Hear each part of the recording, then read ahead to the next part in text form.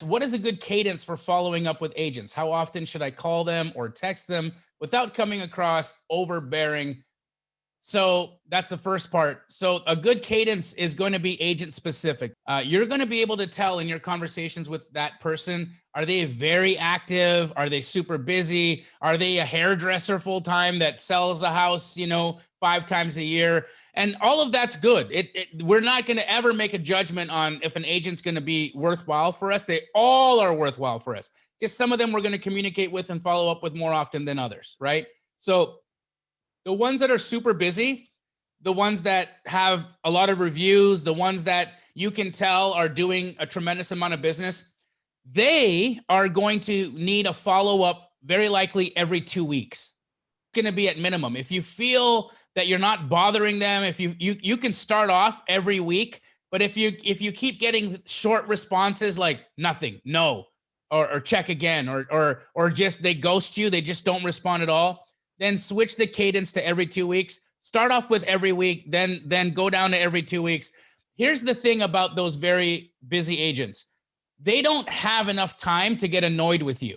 When you are busy, when you are crushing life, when you are out there making money, doing deals, getting it done, you don't have time to get annoyed. You don't have time to care. Nobody cares about me. Nobody cares about my text messages. Nobody cares that I choose to follow up a little more often than others.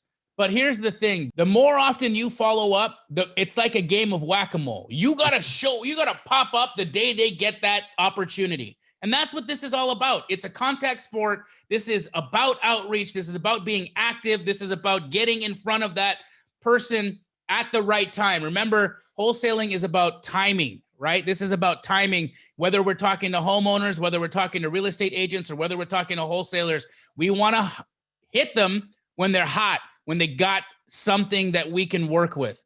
And they're never going to remember to come to you until you've built a relationship with them, until you've done lots of business, even after you've done a few deals, right? Even if you've done 2, 3, 4 deals, you'd be surprised how quickly they'll forget that you're the person and they'll go to somebody else. You'd be surprised. I've created an entire company, an entire system of operations, an entire follow-up process based off of the short-term memory of real estate agents. That's why being there at the right time when they have the opportunity is the name of the game, and it's only going to happen with a good follow-up cadence. Now, let's get to the guy who's a barber and then an agent sometimes, okay? That person is going to get annoyed. Why are they going to get annoyed? Can you understand why? First reason, because they know they're not doing it. You popping up in front of that person saying, "Hey, do you have an opportunity? Do you have an opportunity? Do you have an opportunity?" reminds them of how little they're doing for their business. And they're not mad at you, they're mad at themselves. But that anger will get projected onto you because now you're annoying because they're annoyed with themselves. Okay, this is how it works. So your cadence with them is going to need to be a little less aggressive, probably every month.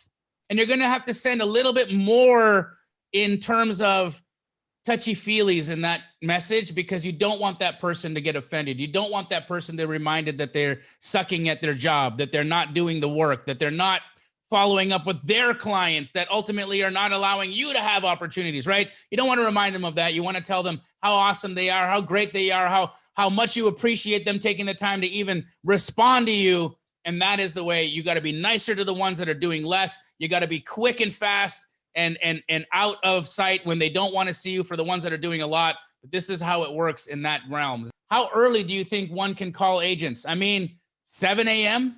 Here's the thing. I learned this from Monique Walker. Her hours to call people, 7 to 9:30 every day. She does not care. If you're a homeowner and you're sleeping, she's calling you. Because life happens then, right? Life happens and they're in it. Now they're in their cars, now they're in their appointments, now they're doing this, now they're doing that, now they're doing paperwork. I do so much when I'm having my morning cup of coffee.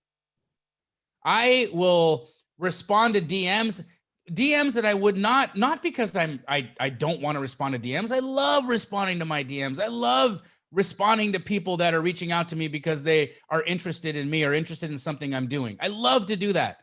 I just can't.